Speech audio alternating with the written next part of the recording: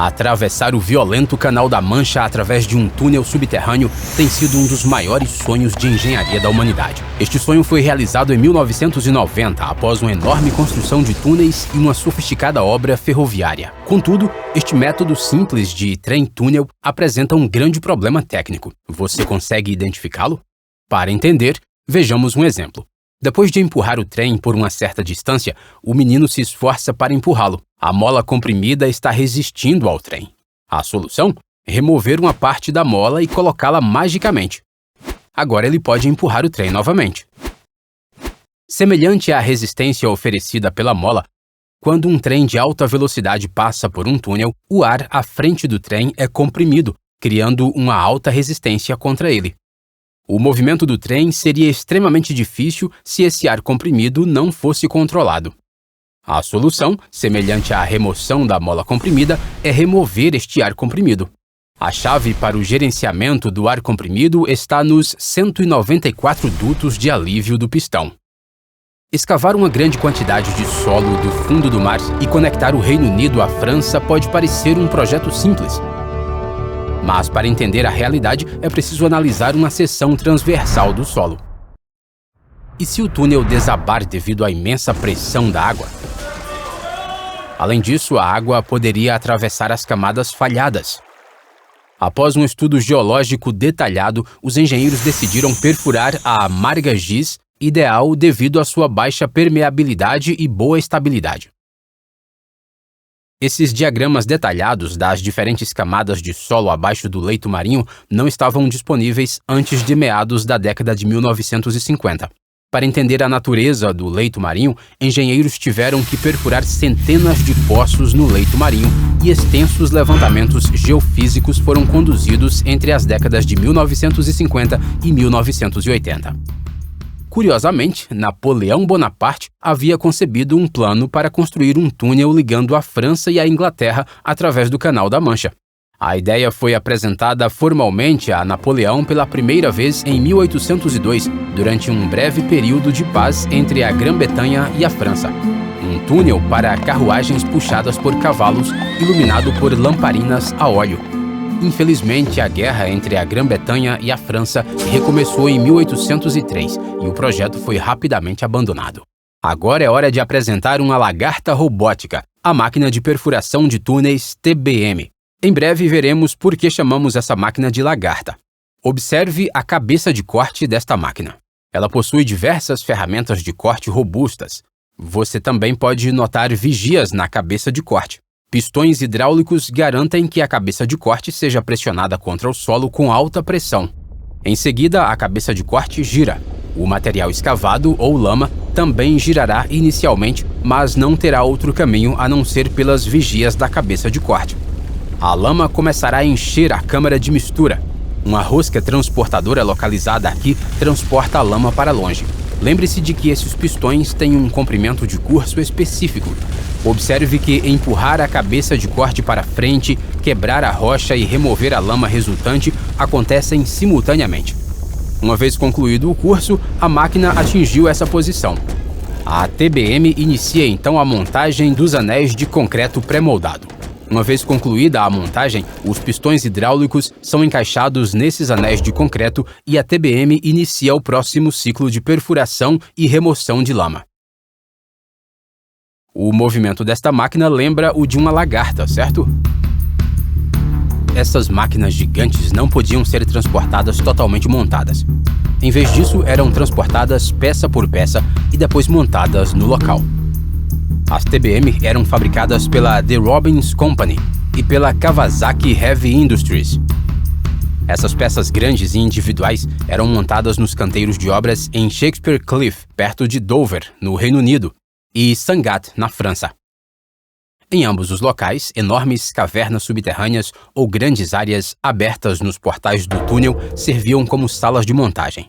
Essas câmeras de lançamento tinham que ser grandes o suficiente para acomodar todo o comprimento da TBM.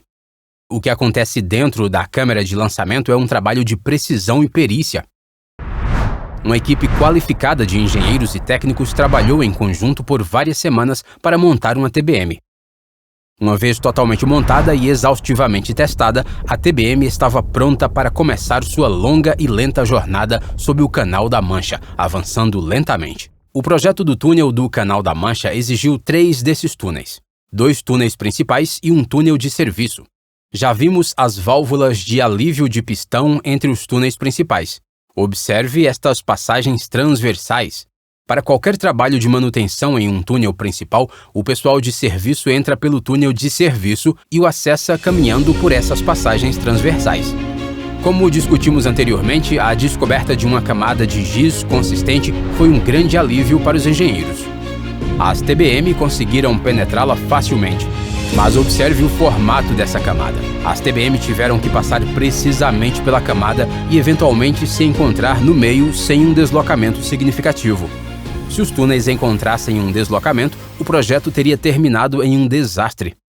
Como as TBM conseguiram se manter nesse curso tão complicado? Lembre-se, mapeamento por satélite como o GPS não funciona em profundidades tão grandes. Para isso, os engenheiros primeiro tiveram que criar um caminho sob o fundo do mar com coordenadas conhecidas, a linha do eixo do túnel que a TBM precisava seguir rigorosamente. Isso exigiu técnicas de levantamento inteligentes e o sistema de orientação a laser do túnel do Canal da Mancha. A principal tarefa do levantamento topográfico era criar um sistema de grade unificado conectando as costas britânica e francesa. Antes que qualquer escavação de túneis pudesse começar, os topógrafos precisavam saber a relação tridimensional precisa entre o ponto inicial em Folkestone, Reino Unido, e o ponto inicial em Sangatte, na França. Em um dia claro, é possível avistar a Inglaterra da França. Os topógrafos inicialmente usaram técnicas tradicionais de triangulação, criando uma teia de triângulos interligados através do Canal da Mancha. Eles mediram ângulos de pontos altos nas falésias de Dover até pontos na costa de Calais.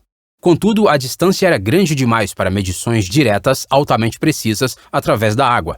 Para atravessar o canal com a precisão necessária, eles empregaram instrumentos de medição de distância eletromagnética de alta precisão. Essas ferramentas enviam feixes de luz ou micro-ondas para refletores na costa oposta para medir a distância com extrema precisão. O advento do GPS ajudou ainda mais no levantamento de superfície. Também confirmou suas medições de levantamento. Nesse plano de coordenadas conhecido, os engenheiros puderam selecionar alguns pontos para criar a linha de base inicial do túnel.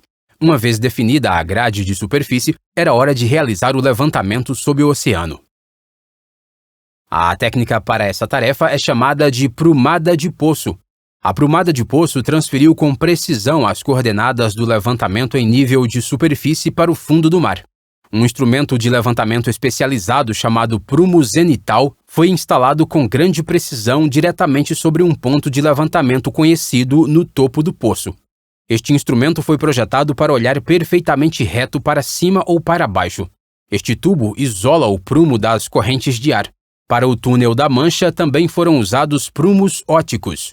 Na parte inferior do poço, há outro prumo que parece perfeitamente reto para cima para se alinhar com o laser ou os fios que descem da superfície. Uma vez que esse alinhamento é alcançado, esse ponto na parte inferior do poço se torna a nova coordenada no fundo do mar. A partir do levantamento geofísico detalhado, os engenheiros sabiam a profundidade da marga Giz. Combinando essas duas informações, os engenheiros estabeleceram o eixo do túnel com muitas coordenadas conhecidas. Agora a única questão era como fazer as TBMs seguirem o eixo do túnel. Foi aí que entrou uma das técnicas mais inteligentes do projeto do túnel do Canal da Mancha, o sistema de orientação a laser para as TBM. Um teodolito a laser foi montado no túnel atrás da TBM. Eles também organizaram alguns pontos de controle na parede do túnel. As coordenadas do teodolito e dos pontos de controle eram conhecidas pelos engenheiros. Um alvo fotossensível foi montado na estrutura da TBM. Sua posição também era conhecida. Suponha que após avançar alguns metros, para se alinhar com o eixo do túnel, a TBM tivesse que ser direcionada dessa forma. Os pontos de controle foram dispostos de forma que o laser incidisse exatamente no meio do ponto-alvo, em um alinhamento perfeito. Suponha que o motorista não dirigisse tanto ao avançar. Isso obviamente faria com que o laser caísse fora do centro do alvo. O computador na cabine de controle do motorista o informaria imediatamente sobre esse erro e ele poderia tomar medidas corretivas. À medida que a TBM avançava, a estação de laser era periodicamente ultrapassada, juntamente com pontos de controle estabelecidos mais recentemente. Esse processo meticuloso garantiu que o caminho nunca se desviasse do plano mestre. Embora fosse fácil perfurar Marga-Giz, as fissuras dentro dessa camada eram perigosas. Um colapso do túnel sob forte pressão hidrostática tiraria vidas humanas e também prenderia as TBM para sempre. Isso era algo que os engenheiros nunca podiam se dar ao luxo de acontecer. A solução foi fortalecer o solo antes de iniciar a perfuração. A injeção de argamassa era a melhor solução para fortalecer o solo. As TBM foram equipadas com a capacidade de perfurar furos de sondagem à frente da face do túnel. Esses furos se estenderiam por uma distância significativa, 100 metros ou até 250 metros à frente da TBM em avanço. Se a perfuração da sondagem indicasse condições desfavoráveis, a argamassa era injetada através desses furos de sondagem. Isso consolidaria efetivamente o solo, reduziria a permeabilidade e fortaleceria a camada de giz antes que a TBM a perfurasse fisicamente. Aqui está um quebra-cabeça para você. Os engenheiros perfuraram o túnel de serviço antes dos túneis principais. Você consegue explicar como eles fizeram a injeção de cimento necessárias para os túneis principais? Esta imagem ilustra tudo. Como o túnel de serviço já estava perfurado, com estas brocas radiais, a injeção de cimento pôde ser facilmente realizada para a perfuração dos túneis principais.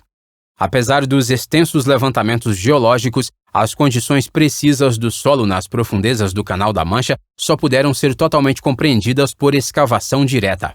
Ao perfurar o túnel de serviço primeiro, os engenheiros mitigaram o risco. Isso também facilitou a injeção de cimento dos túneis principais. Com a ajuda dessas técnicas inteligentes de engenharia, ambas as TBMs seguiram no curso correto. No entanto, quando estavam a 100 metros de distância, ambas as máquinas pararam. Apenas uma máquina avançou. Por que os engenheiros fizeram isso? Essa técnica é chamada de atracação suave. Operar ambas as TBM até o último ponto de encontro obviamente não era um método seguro.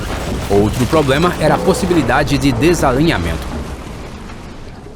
O primeiro passo para a atracação suave foi a perfuração de uma sonda estreita de 5 centímetros de diâmetro do lado inglês ao lado francês. Essa tarefa foi concluída com sucesso em 30 de outubro de 1990. Isso confirmou que os alinhamentos dos túneis estavam corretos. Um grande alívio para os engenheiros. Após o sucesso da sonda, um pequeno túnel piloto foi escavado manualmente no trecho restante. Isso permitiu o histórico momento do aperto de mão em 1º de dezembro de 1990, quando trabalhadores britânicos e franceses se encontraram pela primeira vez nas profundezas do Canal da Mancha. Esse aperto de mão marcou a primeira vez que existiu uma conexão terrestre entre a Grã-Bretanha e a Europa continental desde o fim da última era glacial. Finalmente, a TBM francesa foi cuidadosamente impulsionada para frente para romper o solo restante, completando a escavação do túnel de serviço principal. O avanço final da máquina. Se você acha que esta é a geometria final do Túnel da Mancha, está enganado. Na verdade, os engenheiros optaram por um projeto mais complexo, um projeto com 2 passagens de nível. Por que fizeram isso?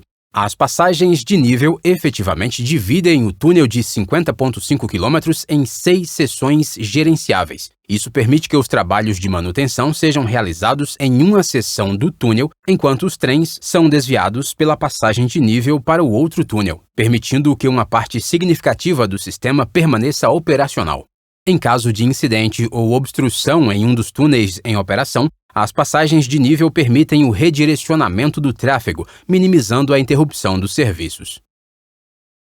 Você provavelmente já viu esses ventiladores axiais de grande porte no Shakespeare Cliff do Túnel da Mancha. Para que servem? Servem para o suprimento de ar fresco do túnel. O ar fresco é fornecido ao túnel de serviços em ambas as extremidades. O túnel de serviço é mantido a uma pressão de ar mais alta do que os túneis principais. Esse ar fresco então flui para os túneis principais através de venezianas e portas controladas nas passagens transversais. As passagens transversais conectam o túnel de serviço aos túneis principais em intervalos regulares. a cada 375 metros. Essas passagens são equipadas com portas que podem ser abertas ou fechadas para controlar o fluxo de ar. Um total de 11 TBM foram utilizadas nesse projeto, 5 do lado francês e 6 do lado inglês. Teoricamente, 6 TBM eram suficientes para esse projeto. A razão para o uso de 5 TBM extras deveu-se às diferentes condições geológicas. A geologia em terra, entre a costa e os pontos de partida do túnel, era diferente e mais complexa do que a do GIS em alto mar. Era inviável tentar usar as mesmas TBM para essas seções. Para a escavação em terra, 3 TBM diferentes foram utilizadas no lado britânico e 2 no lado francês.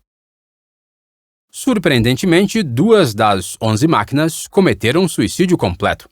O que quero dizer é que foram intencionalmente cravadas na rocha e enterradas, um procedimento frequentemente chamado de enterro de TBM. Ambas eram TBM britânicas. Uma TBM não pode se mover para trás. Foi uma tarefa difícil e custosa desmontar e transportar essas máquinas de uma distância tão grande. As 5 TBM terrestres foram completamente desmontadas e removidas. As 4 restantes foram desmontadas e parcialmente removidas. Mais especificamente, seus componentes mais valiosos foram recuperados. Você já reparou nestes canos dentro do túnel? Para que servem? Os trens geram calor devido ao atrito do ar. Nos trens a céu aberto, esse calor é facilmente dissipado. Já nos trens dentro do túnel, não há para onde o calor ir.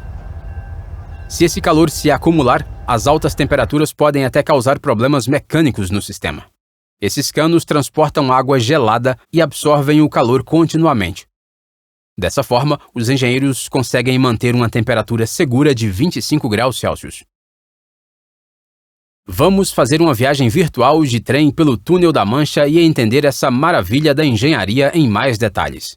O trem entra no Túnel da Mancha pelo lado francês em Coquelles. Este local fica a aproximadamente 6 quilômetros da costa do Canal da Mancha para o interior. Você pode sentir que o trem está viajando em linha reta, mas na realidade ele segue um caminho complexo através da camada de margagis. Já vimos o uso de dutos de alívio do pistão. Você encontrará a primeira passagem de nível após percorrer 12 quilômetros a partir da entrada do túnel. Esta região é, na verdade, uma enorme caverna submarina. Suponha que seu trem, infelizmente, encontre um problema técnico. Graças às 2 passagens de nível que dividem o túnel em 6 seções, o serviço do Túnel da Mancha ainda continuará. Neste ponto, este veículo de manutenção especializado entra no túnel. O portão robusto no túnel de serviço se abre. Através dessas passagens transversais, o pessoal de manutenção pode entrar no túnel em funcionamento. Observe que a pressão dentro do túnel de serviço é mantida mais alta do que a do túnel principal. Em caso de incêndio no túnel de serviço, essa pressão mais alta garantirá que a fumaça e o fogo não se espalhem para o túnel de serviço. Assim, ele também atuará como uma rota de evacuação segura. Após os reparos, o trem retoma sua viagem. O trem sai do Túnel da Mancha em Folkestone, em Kent, no lado inglês, e finalmente chega ao terminal do Reino Unido. Para iniciar o próximo serviço, o trem precisa dar meia volta. O trem está então pronto para retornar à França. Se você achou útil este vídeo, deixe um like e um comentário. Também pode compartilhar e não se esqueça de se inscrever no nosso canal. Recomendamos que visite o nosso site jazzcompany.com para saber mais sobre os nossos próximos projetos.